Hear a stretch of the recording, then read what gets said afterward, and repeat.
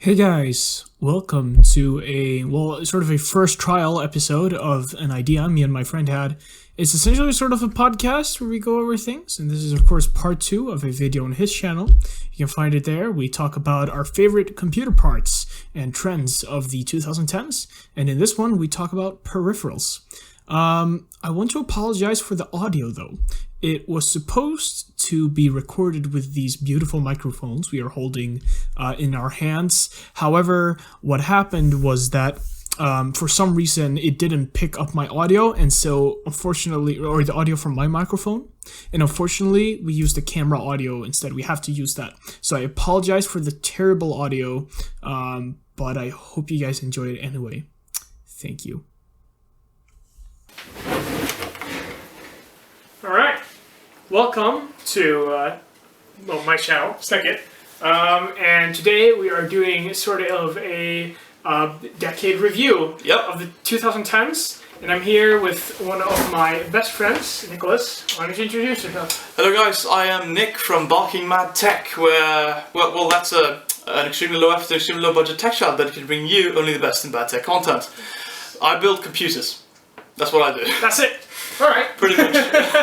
No, I build computers and I make videos about them, and just tech in general. Yeah. Hardware I love. Whereas my stuff is more of a experimental, artistic thing. His is more really like raw numbers, actual information. So if you actually want to learn something, go to his channel. He has really good content that really explores the current space of gaming and gaming PCs. Well, I do my best. Yeah. Excellent builds. So today we are doing a second or a counterpart to one of the videos we were doing on his channel. Whereas in the video on his channel, we spoke a little about our favorite CPUs, graphics cards, and trends, and the worst ones of the 2010s. Here on my channel, we're going to talk about peripherals and sort of our favorite mouse, our favorite keyboard, and something else that we come up with. So, do you want to start, Nico? Sure, I can start. Yeah. I can start with my favourite mouse. My favourite mouse, and I know you disagree vehemently with my pick, but it's just like, it's the Funk MS3. Now, Funk does not exist anymore. They're a defunct company. Funk does unfortunately not exist anymore. Yeah. But they were a Swedish company, actually, and they made some pretty good stuff. They made a really good keyboard for the price. Yeah. Mechanical. They made a really comfortable gaming headset. I love that thing. Unfortunately, also broken.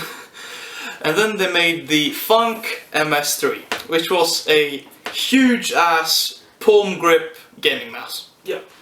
And it was so comfortable because it had like a little piece for every finger to rest on. Yeah, it was really like... There was no finger neglected. Yeah, it was like a limousine for your hand. Yeah. It was so comfortable. Okay, it was not for Twitch gaming. No. It was not for any sort of FPS game. Like I tried, it didn't work. It was too heavy, far too heavy. Yeah. But I loved it because like it had a decent sensor. Yeah. And it was so comfortable. And I don't play many FPS games. I play more RPGs and like more like action adventure games, stuff like that. That's more my thing. Yeah. So I don't need a lightweight mouse. No. I don't need an FPS mouse. Like I need a comfortable mouse, and that was that for me. Yeah. So yeah, that's my pick. I mean, that's an excellent choice. Even if I do not, if I wouldn't use the mouse myself, I can definitely see the value in it. Because having a comfortable mouse for some is more important than having necessarily the best mouse, or something that will allow me to perform in a competitive setting. And really, comfort might be just as important. It's sort of like having a high refresh rate versus having a high resolution. Yeah. For some people, a high resolution is going to be magical. Yeah. But for a lot of competitive players, they don't care because they're going to be playing Counter-Strike at 640 by 480 anyway. Yeah. Because that's what allows them to perform. But yeah, like the Funk MS3, it reminds me of, what's that Q-Pad one? That's very similar. Yeah. It's similar. Like the Q-Pad one is like a stunted version of the MS3. Oh yeah. Because it's a bit smaller. Yeah, and ironically, even though we don't see the Funk MS3 as a competitive mouse, the company got bought out by Fnatic. Yeah.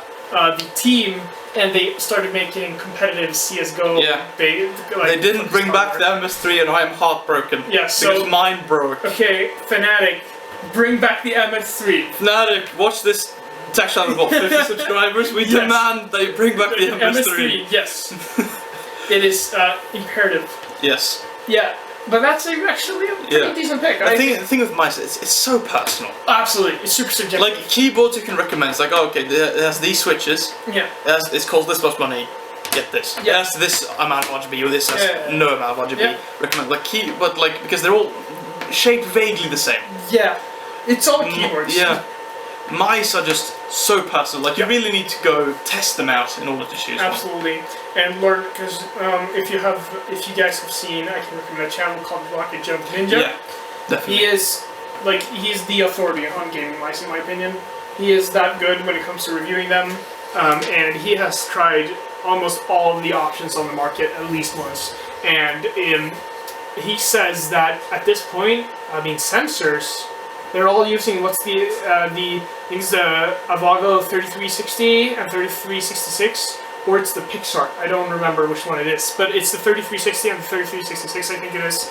And those are really, because all the sensors are basically good now. Yeah. They really aren't getting any better, and so it's really down to shape. Yeah. And weight. Like that's where innovation is happening, so to speak. Absolutely. And like how much can you invent on a mouse? But like it's like make them lighter. That's where you're going. Like for making them lighter. That's the thing with competitive mice now. I have a glorious Model O. Yeah. And it's super light. It's 68 grams. It's fantastic. It works amazingly for competitive shooters. Yeah. And I think I'm gonna go into my pick then for my top mouse of this decade. I am actually not gonna go with the glorious Model O or any of those super lightweight mice. I am going to go with the Zowie EC2A. Which one's that? This is a mouse designed by Hiton, the Counter-Strike player. Yep. It is one of the first gaming mice that was truly made to be competitive. Like, truly competitive. It's basically entirely driverless, so everything happens in hardware on the mouse, so whichever computer you're using it with, it will always feel the same. It had a very basic and safe shape. It was made to fit comfortably in your hand and be workable, and it really is made to offer not a lot of frills and stuff like that. It just works. And I think that is actually something I really prefer. When I have my keyboard and even my PC, for those of you guys who have seen my Alienware episode, you guys know that my PC is tricked out to the max. But when it comes to like gimmicks. But when it comes to my mice, I just want your entire computer case is a gimmick. Like yes, the entire case, like, a massive I can't even say that it has gimmicks. It is a gimmick. It is a gimmick, yes. But with my mice, it should work. It should perform. It needs to perform. It's always been like that. As long as we've been like gaming somewhat seriously. Yeah. With you, it's always been like, no, I just need it to work. Yeah. For my mouse, I just want something good that allows me to perform. Yep. I need to be able to win Counter-Strike games. I need to be able to get 100 kills in Heroes in General. Like, it's just necessary. You're just sneaking that brag in there. Yeah, like, he got 100 kills in Heroes in Generals. Yesterday or something. If you care about that game. Yeah, who does? Let's be honest. Certainly not the people who make it. Yeah, but back to the Zowie. Yeah. They had a different. All of their mice were named after the initials of the players who helped create them, because they were all made by famous players. So the EC2A. The 2 stands for, well, it was the smaller version, so it fit more comfortably in your hand, which means it was easier to control. Pretty good. It was also very light for the time. 95 grams was really good for the time. Nowadays, it's pretty hefty, considering some mice are almost half that nowadays. Like, we're talking 50 grams for the lightest ones. And I think the thing with the Zowie, so the EC is Emil Christensen, which is Hiton's actual name. So the EC, and then you had the FK, and then what was the other one? There was one more which I can't remember the name of. But depending on what you wanted, all of those shapes, it was essentially just the same mouse, but different shapes. And depending on what sort of hand you had, you would have basically the best gaming mouse on the market. So it's no wonder that really a lot of people use the Zowie mouse. And then we really started to see a trend when it came to high-end gaming mouse. So gaming mouse sort of split into two ways. Yeah. You had the epic gamers that had the Razer mice, you know. Let's not talk shit about Razer mice, because like the Death Adder is they're decent, but it's like what I'm trying to say is that they split into two different categories: the people who were cool gamers, and then the people who wanted performance. gamers with all caps, so to speak. Yes. And the and pro gamers. Yeah, and the actual people who really, really fucking game. Yeah. And I think that really, the Zowie really marks the difference between something like it and a Death Adder. It's that the Zowie will always perform, but it doesn't look as good, whereas the Death Adder looks beautiful. Yeah.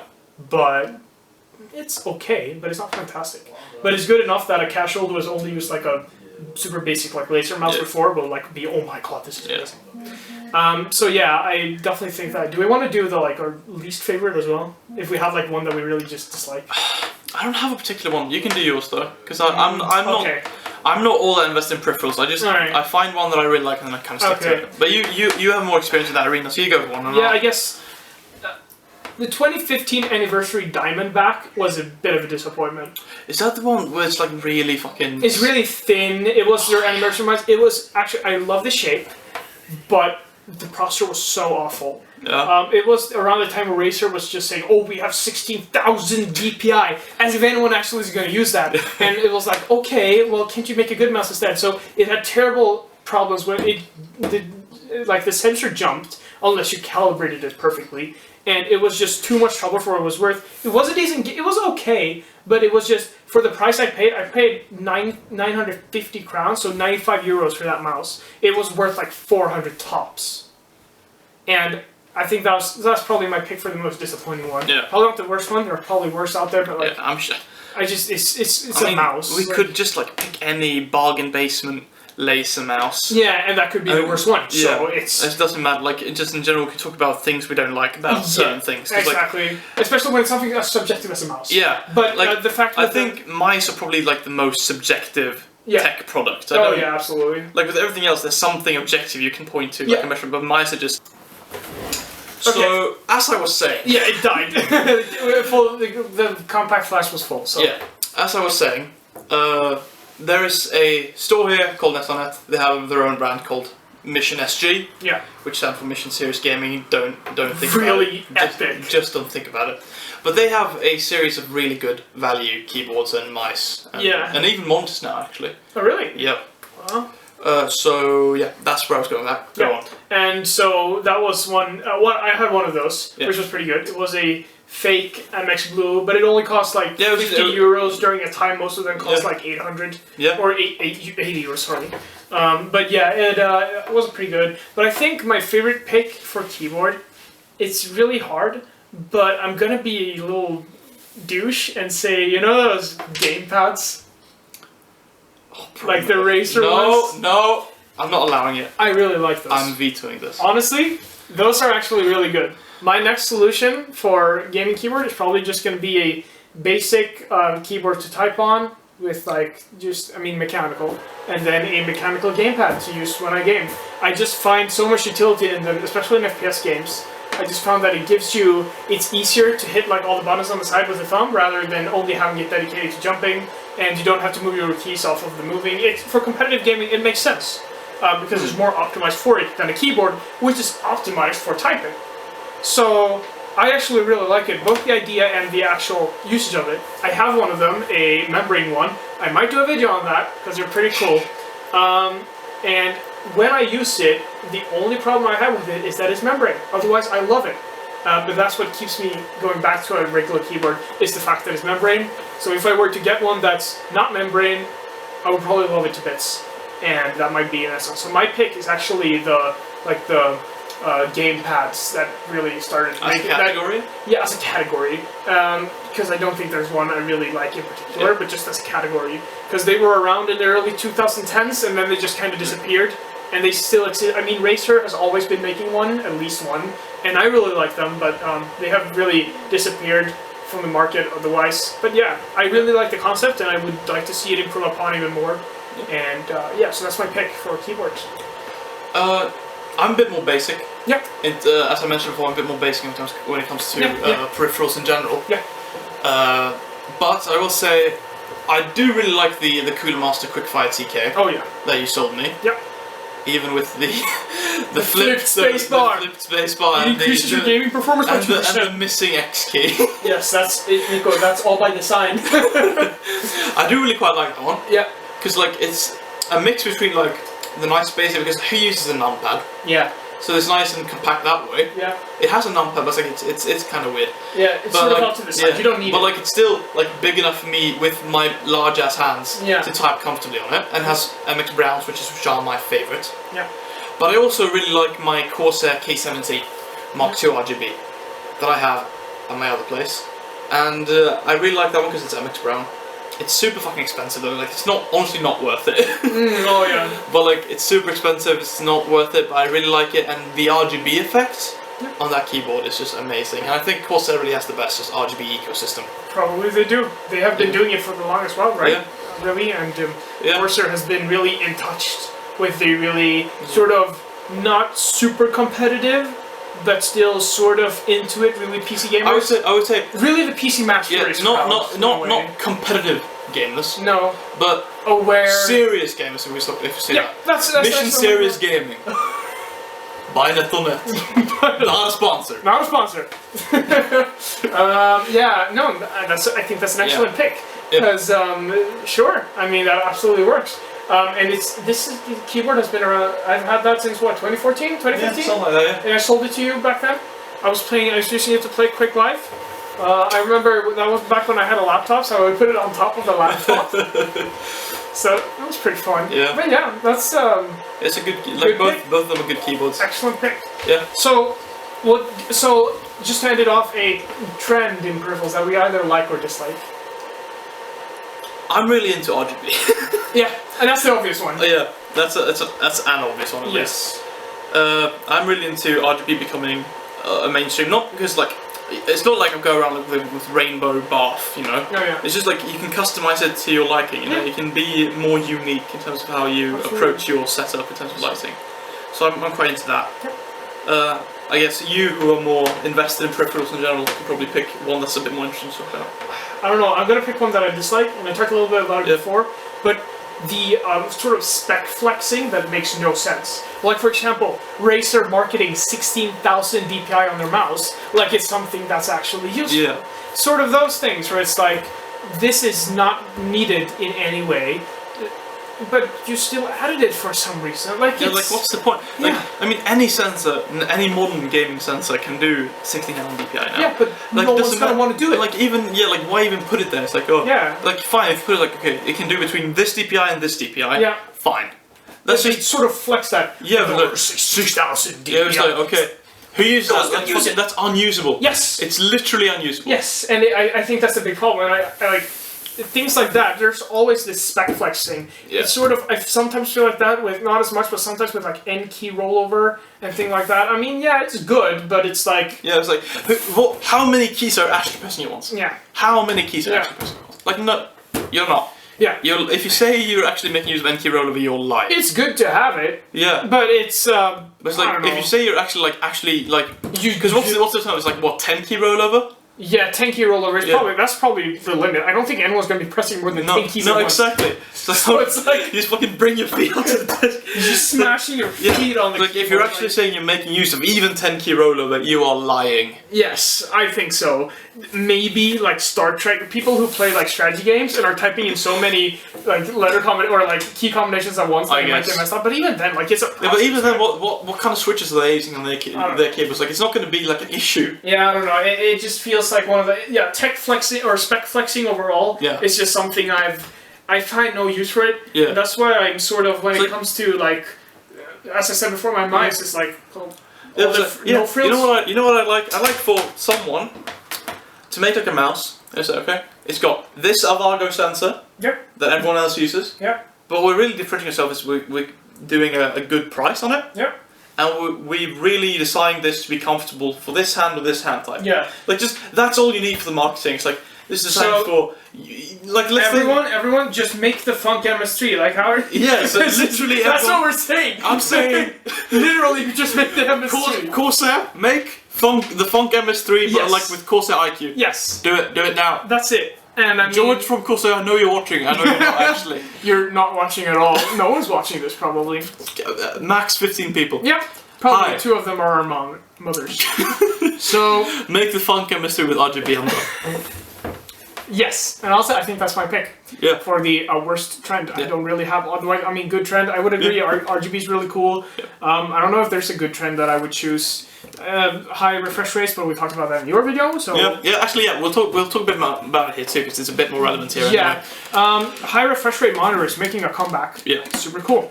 Awesome. Super dope. And the fact that Amazing. they're more available to the public. Yeah. Super necessary. Because they're so cheap now. And even you, who's not a competitive gamer, Yeah. has said that 144 hertz, you can't go back. Yeah, I can't go back. Yeah. Because it's not smooth anymore. No. So And I think for me, for me, smoothness now is 80 FPS or over. yeah. If it's under, it's not smooth anymore. Yeah, I think obviously when you're sitting there with a mouse and keyboard, that's definitely it. Like, and you're playing a competitive game. Yeah. If I'm sitting in front of my TV playing Fallout 4 with an Yeah. Xbox controller, 60 is fine. Yeah, probably. But like, honestly though, like I've been playing. So I recently upgraded my HD PC. Yeah. With an RTX 2060 Yeah. and an i7 4790. Yeah. And I'm playing on 4K TV. Yeah. And the RTX 2060 is not a 4K card. No. Like, let's be realistic. There's only one 4K card, and it's a 2080 Ti. Yeah. But like, I'm playing Red Dead Redemption 2.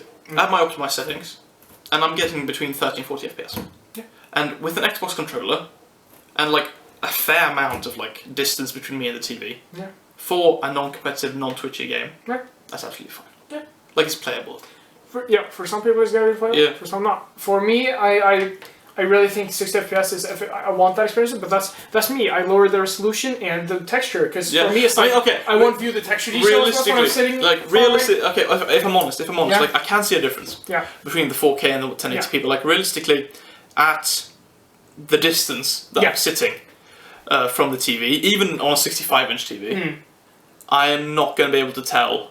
Like, I'm not going to be able to see the individual pixels No, on a 4K TV. No, it's So I could probably lower the resolution to 1080p and play at like 60, 80 FPS. yeah, but And like, it could be fine, but like it does look so pretty on 4K. yeah, it is absolutely. And like when it you're is. playing a game like Red Dead 2, which is not a very, twitchy game. Twitchy game. No, It's no, just like you're there for sightseeing and for a good story. yeah, that's it. Then I think that's perfect. But that's the beauty of PC gaming, isn't it? Like you can choose. Yeah, absolutely. You have the option. Yeah, and I think that's a great part. So one of our lamps died again. It tends to do that sometimes. Yeah. But yeah, I think that's it. Honestly, Yeah. I think that's. If I was going to mention one last thing, I guess curved monitors are pretty cool, but that's like just a small footnote. Yeah. Otherwise, I think that's pretty much it. Yeah. So thank you guys for watching. Hopefully you'll like this. We might be doing. I came back. We might be doing more episodes like this where we just sit down and talk. Yeah. This has been very fun. We can, because we used to do way back when we used to do like a little bit of a podcast. In, like, 1.5 episodes. And but we did enjoy making that. Yeah. And we're kind of thinking of bringing it back Oh, to yeah. a more like maybe on a monthly basis, just Yeah. sitting down and having a bit of a conversation about Yeah. stuff. Okay. So, yeah. Hope you guys enjoyed the Thank you video. very much for watching. Watch. Barking Mad Tech. Yes, of course. His videos are excellent. You will like them. I hope you will continue watching my videos as well. Hope you like them as well. Yeah. So have a good one. See you next time. Thanks. Peace.